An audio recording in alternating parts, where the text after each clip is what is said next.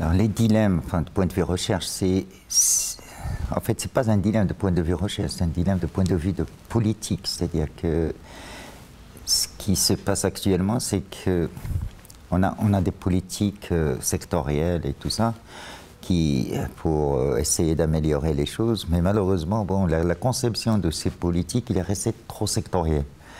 Alors qu'en économie, on a des outils maintenant pour élaborer des politiques cohérentes et qui convergent vers un même objectif, etc. Donc là, dans la recherche, ce qu'on a pris, c'est le cas du nexus de eau, énergie et alimentation, pour voir est-ce qu'il y a une cohérence dans tout ça. Et cet exercice, il nous a permis de déceler des contradictions dans les différentes politiques sectorielles. Parce que bon, on a différents ministères, on a différents intervenants dans l'économie, alors que quand on voit, par exemple, dans le secteur agricole, on a beaucoup plus mis le paquet sur la croissance agricole et surtout sur l'irrigation, alors que normalement, ça implique une utilisation beaucoup plus intensive en énergie et surtout, il exige des importations très importantes en termes d'énergie. Et donc, on doit faire des choix parfois.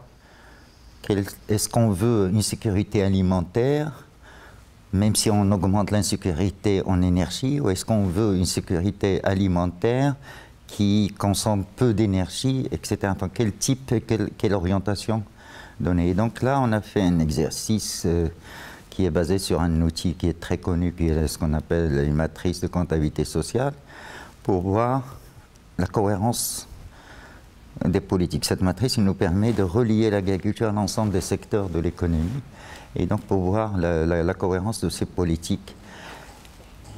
Et donc effectivement, bon, et surtout pour capter aussi les effets indirects, qui sont parfois beaucoup plus importants que les effets directs des politiques sectorielles. Donc, par exemple, on a évalué pour l'énergie, ben, le ministère de l'Agriculture, il donne des subventions dans ce qu'on appelle le FDA ou le Fonds de développement agricole. Bon, dernièrement, on est arrivé même à 3,2 milliards de dirhams comme subvention à l'investissement à l'agriculture.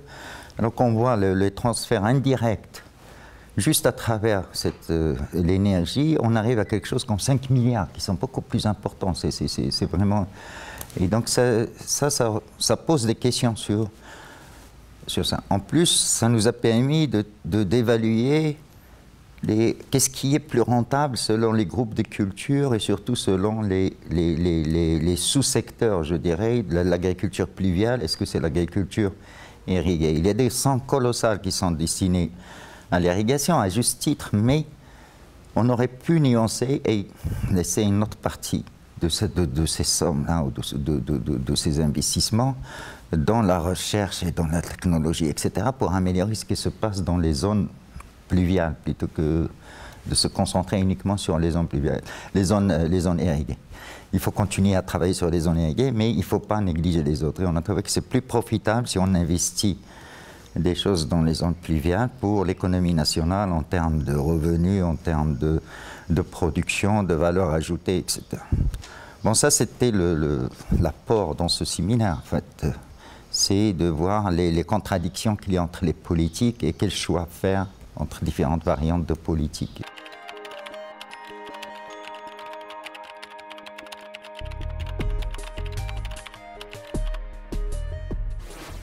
Ben, les potentielles solutions, c'est ça, c'est que aider les agriculteurs ou aider les gens, c'est pas toujours en donnant de l'argent. Parfois, en donnant de l'argent, ça crée des distorsions. Et surtout qu'en matière de politique, je dirais économique, il y a ce qu'on appelle la dépendance de l'histoire. Et une fois qu'on a donné une subvention, c'est pour un objectif donné, bon, on n'arrive plus à revenir sur cette subvention. Une fois que les gens s'habituent à des choses, même s'ils ne l'ont pas demandé au début. Alors, bon, donc ils s'habituent à ces choses-là, on ne peut plus les enlever. Même si ça devient même contre-productif, on ne peut pas les enlever. Et donc ça, c'est le problème qu'on a. Donc, aider les gens, ce n'est pas nécessairement les aider directement. On peut les aider de 1000 façons. Et de façon parfois beaucoup plus efficiente et beaucoup plus intéressante que de distribuer des subventions comme ça et de gaspiller des ressources qui sont très rares pour le pays. Et donc c'est ça, la solution, c'est dans la recherche de ce genre d'alternatives qui permettent à la fois d'atteindre les objectifs de productivité sans créer des distorsions dans le système et qui risquent d'avoir des effets indirects beaucoup plus graves que ce qu'on veut corriger, quoi.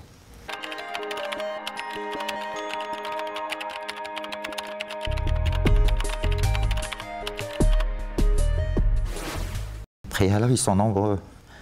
Le premier préalable, d'abord, il faut avoir d'abord les données de base. Il faut collecter d'abord les données de base et avoir une cohérence dans les données qui existent sur le pays et sur les différents secteurs. Ça, c'est la chose primordiale. C'est-à-dire, on a beaucoup de données au Maroc, il y a beaucoup d'institutions qui génèrent des données, mais en fait, quand on veut mettre de la cohérence dans tout ça pour analyser ce qui se passe, on a du mal. Et donc, ça demande beaucoup d'efforts pour le faire. Donc, la première des choses, d'abord, c'est la production de données et la cohérence entre les données produites sur l'économie, sur les différents secteurs, sur les différentes activités, sur les choses, etc. Donc, ça, c'est le préalable. C'est-à-dire, si on ne connaît pas ce qui se passe, on ne peut pas améliorer les choses. Il faut d'abord savoir qu'est-ce qui se passe dans le pays. Deuxièmement, il y a des outils très performants qui ont été développés depuis des décennies pour donner de la cohérence aux politiques, pour élaborer des politiques, je dirais, qui peuvent améliorer les choses plus rapidement.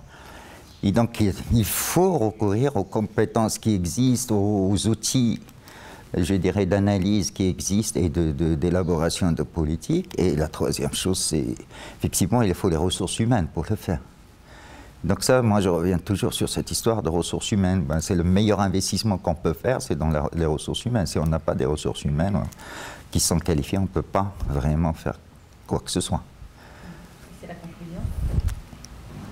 Vous voulez une conclusion? Alors, la conclusion, c'est que bon, il faut multiplier ce genre de débats, ce genre de séminaires, pour d'abord qu'on s'informe les uns et les autres sur ce qui se fait au niveau national comme au niveau international, parce qu'on a besoin d'élargir notre connaissance de ce qui se fait dans le domaine de la recherche et de la science pour pouvoir mieux réfléchir sur notre pays et voir quelles sont les politiques les plus efficaces et à même de développer notre pays, quoi.